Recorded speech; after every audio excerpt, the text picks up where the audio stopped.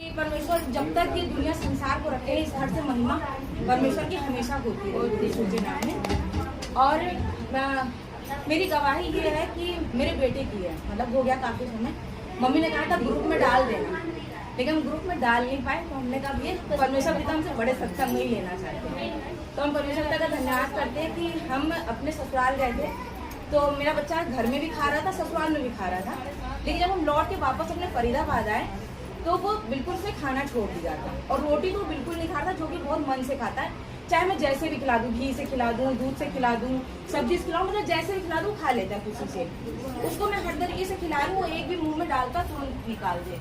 1 दिन हो गया, 2 दिन हो गया, 3 दिन हो गया। हमने कहा ऐसा तो नहीं होता कि 3 दिन तक ऐसा ना हो। तो मेरे हस्बैंड ने बोला ऐसा करो ना कि इसका वो कर दो, उतारा। तो मैंने कहा मन में उतारा तो हम नहीं करेंगे, आगो करने भैया कर लो, उतारा हम मम्मी से प्रार्थना करवा देंगे, ये कर सकते हैं। तो फिर उसके बाद हमने ऐसी मम्मी का ध्यान किया। हमने मान को लेकर ऐसे बैठी थी, 3 दिन हो चुके थे, 4था दिन था, सुबह का समय का, रोटी खिला रही थी। मैंने कहा मान मम्मी को फोन लगाओ, नन्नी को। उसके बाद फिर मैंने कहा इनको फोन लगाऊं, ये भी फोन करती रहती है, परेशान होती है, क्या मेहनत करना है, ये सोच के बस हमने ऐसे निवाला लिया और परमेश्वर के ऊपर धन्यवाद किया कि पिता अपना चमत्कार दिखा दो। और उसको जैसी डाला पिता का धन्यवाद हो, फिर रोटी खाना शुरू कर दिया। और उस दिन से परमेश्वर का धन्यवाद है कि वो रोटी खाने लगा। तो ये बात मैंने मम्मी को बताई थी, मम्मी का वीडियो में डाल नहीं पाए थे। तो परमेश्वर पिता का बहुत धन्यवाद करते हैं कि परमेश्वर पिता ने वाकई में बहुत सुख दिया है, बहुत आनंद दिया। आती है चिंताएं, परेशानी आती है, लेकिन पता नहीं क्यों ना वो भारी नहीं लगती, लेने का मन नहीं करता उसे। ये लगता है कि ये तो वैसे भी उसमें भी शांति रहती है। हाँ, शांति सी लगती है, मतलब इतना कोई भारी नहीं लगता है। जब बहुत लगता है कि ठीक है करना चाहिए प्रार्थना। और हमने तो ये चीज महसूस किया और सभी ने किया होगा कि परमेश्वर से हर चीज हमें मांगने की कभी जरूरत नहीं पड़ती। हम सोचते हैं और वो काम हमारे आगे हो जाता है। तो परमेश्वर पिता ने वाकई में अपने वचन द्वारा, और एक चीज और भी हम कहेंगे कि कुछ दिन पहले हम ऐसी सांसारिक बात की गवाही दे रहे थे, उससे मुझे पता चला, क्योंकि मेरे पति ने भी ये बात बोली कि ना कर्म अनुसार भी फल। मम्मी वचन भी देती है, उसमें है कि जब जो परमेश्वर में चलता है वो अपने पूरे कामों का लाभ उठाएगा, ठीक है ना। तो परमेश्वर में जो चलते हुए पूरा कामों का लाभ उठाएंगे तो कौन लाभ उठाएंगे? हम सब उठाएंगे, लेकिन परमेश्वर में चलने वाले उठाएंगे ना। परमेश्वर में आके बहुत सिर्फ चलते भी नहीं है, क्या बहुत लाभ उठाएंगे? नहीं उठाएंगे। तो परमेश्वर में चलने का मतलब ये है कि परमेश्वर ने कहा है ना कि हम उसको देंगे जो मेरी आज्ञाओं को मानता है। तो हमें क्या करना पड़ेगा? परमेश्वर की आज्ञा माननी पड़ेगी। तो एक सांसारिक स्टोरी सुनाएंगे, 2-4 मिनट लेंगे। हम भी दूर से आए, इसलिए परमेश्वर की बड़ाई तो करना ही चाहेंगे। हाँ, दिल्ली से आई हैं। तो हमने जैसे मम्मी पहले बहुत सुनाती थी, उसको भी मैंने बहुत पहले ये बात को मन में रख लिया था, तभी मैंने कभी व्याकुल नहीं हुई जीवन में। उसमें ये था कि 2 भाई रहते हैं, आस्तिक और नास्तिक। आस्तिक क्या करता है, रोज शिवलिंग पे जाके जल चढ़ाता था, और नास्तिक जाके वहाँ पे मुँह आता था। तो ऐसे काफी दिन तक ये सिलसिला चलता रहा। तो आस्तिक जो था उसको कांटा चुभा एक दिन, और उसी दिन उसके भाई को सोने का घड़ा मिला। तो जिसको सोने का घड़ा मिला उसको क्या मिला? सह मिली ना। वो तो सोचेगा मैं तो मुँह के आता था, फिर मेरे को घड़ा मिला। वो क्या करेगा? वो और गंदगी करेगा, ठीक है। लेकिन जो मेहनत कर रहा था, जो सच्चा था, उसने सवाल किया।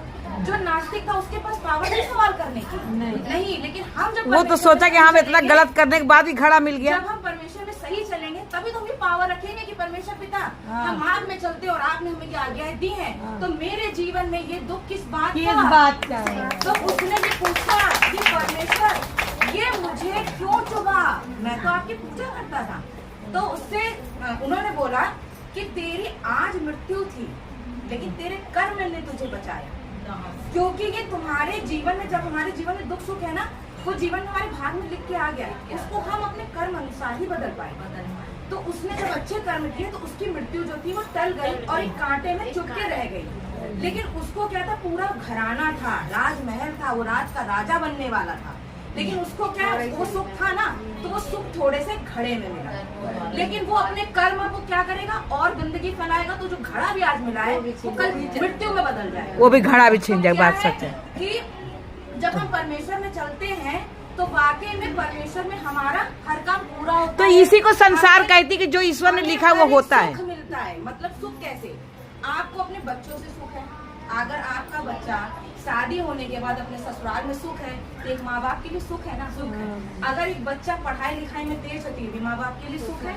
अगर उसके घर में शांति है, भले हम रोज सोना नहीं पहन सकते लेकिन हमारे घर में शांति है। जो सोना पहनते हैं अगर वो बीमारी में ग्रस्त है तो उन्हें सुख है नहीं है। तो परमेश्वर में हमें इस बात का सुख है कि हमें जितना भी दिया परमेश्वर पिता ने हमें शांति और सुख के साथ दिया। तो परमेश्वर पिता का बहुत धन्यवाद करते हैं, क्योंकि परमेश्वर की भजन ये होती है ना कि हमें सब सुख दिया, तो सब सुख में क्या होता है, सब कुछ आता है। धन्यवाद करते हैं कि परमेश्वर पिता का वचन कहता है, मैं जो पूछने के हिंदू सिर ठहराया।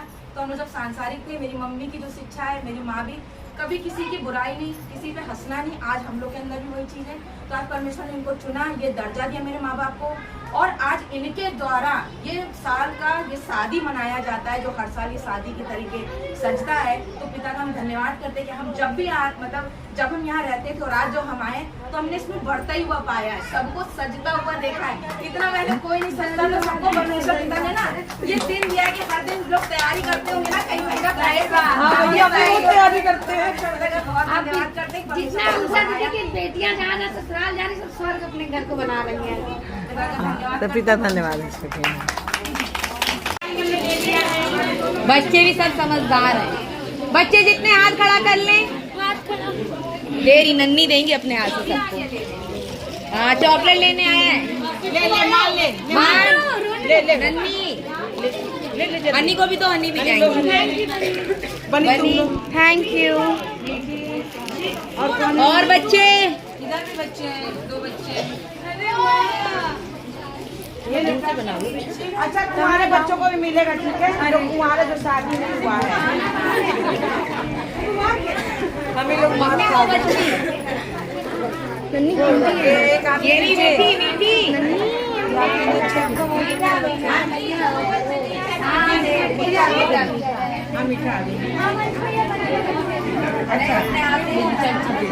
ये ले, आप दे देंगे सबको अपने हाथ से दे दो, सबको मिलेगा।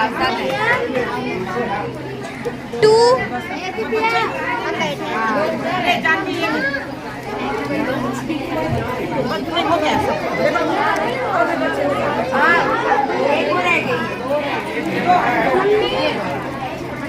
बारह जो बाहर तक के बच्चों का एक ये बच्ची है, बाहर इधर एक तो कोई भी काम कठिन नहीं है, क्योंकि पिता ने कहा ना, मैं पूरब से, दक्षिण से, पश्चिम से, उत्तर से, चारों दिशाओं से मैं इकट्ठा करूंगा। तो आज ये सब बेटा बेटियां उनके चारों दिशाओं से आए हुए हैं। तो पिता अपनी महिमा के लिए सबको बुलाए। ये तो न हम किसी को बुला सकते हैं, कोई मनुष्य किसी को नहीं बुला सकता, केवल पिता ने ही सबको बुलाया। क्योंकि ये काल जो आज हो रहा है, ये हर साल नवंबर में तीसरे संडे को होता है, और ये पिता ने निश्चित कर दिया है सब कि ये होना है। तो आज हम लोगों को इतना बल ताकत दे रहे हैं जो हम लोग कर रहे हैं, नहीं तो आज हर आदमी के बस का नहीं है, क्योंकि वही ताकत बल देने वाले हैं। तो पिता का हम बहुत बहुत धन्यवाद करते हैं कि जो हमारे भाई बहन सब इतने दूर दूर से आए हैं, उनका बहुत बहुत धन्यवाद करते हैं कि वो आकर पिता की महिमा के लिए इकट्ठे हुए। कोई दिल्ली से आया, कोई कहीं से आया, कोई कहाँ से, सुल्तानपुर से आया, तो बहुत दूर दूर से भी लोग आए हुए हैं। तो हम पिता का बहुत बहुत धन्यवाद करते हैं प्रभु यीशु के नाम में। और पिता ने जैसे कहते हैं ना कि किसी की प्रतिमा, तो प्रतिमा बनाने से कोई मतलब नहीं है। प्रतिमा तो उनकी मेरे अंदर है, हम सब के अंदर है। उस परमात्मा की प्रतिमा हम सब के अंदर है। हमें महसूस करना पड़ेगा, हमें महसूस करना पड़ेगा कि वो प्रतिमा कौन है ना, ये जानना जरूरी है।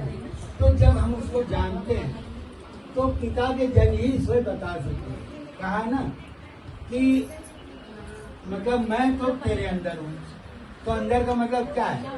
परमेश्वर मेरे सांसों के द्वारा अंदर है। उन्होंने कहा आकाश मेरी सिंहासन है और पृथ्वी मेरे चरणों की चौकी है। तो इतना महान पिता कहाँ इसके अंदर समा सकते हैं? समा सकते? हम तो 5.5 फुट के हैं, तो इसमें समा तो नहीं सकते। तो हाँ, थोड़ा कर सकते हैं सब लोग। तो वो पिता जो है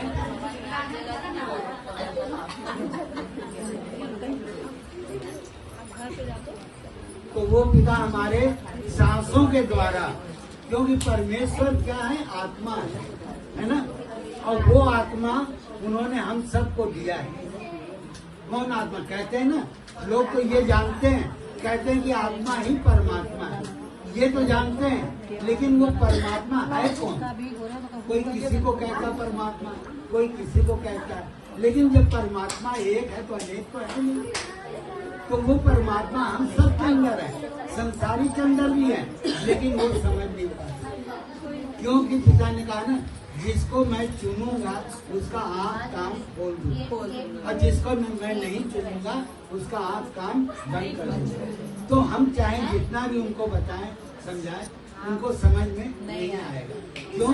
कि परमेश्वर ने उनके आँख कान को बंद कर रखा है। तो हम पिता का धन्यवाद करते हैं, और पिता का काम आप लोगों ने एक दूसरे के द्वारा, गवाही के द्वारा सब सुना ही है, उषा मैडम के द्वारा, भजन के द्वारा सब सुना है ना। तो बस मैं इतना ही कहूँगा कि पिता परमेश्वर से बड़ा कोई है नहीं। अभी कहा ना कि सब टपक जाएंगे, है ना। तो जो धरती पर आया है, चाहे मनुष्य के रूप में हो, चाहे किसी भी रूप में, वो सब एक दिन गिर जाएगा। कोई नहीं जानता कि कब गिरेगा, है ना। और जैसे संसारिक लोग ज्ञान अपनी बांटते हैं, ये इसकी आयु इतने साल की है ये, लेकिन ये सब गलत है। किसी का बैठ गया तो कहते कि देखा वो पंडित ने कहा था तो ये सच हो गया, लेकिन ऐसा कुछ नहीं है। और जो कहते हैं संसार में कि क्या नाम जो है, ये आया और ये चोला छोड़ के गया, अब दूसरा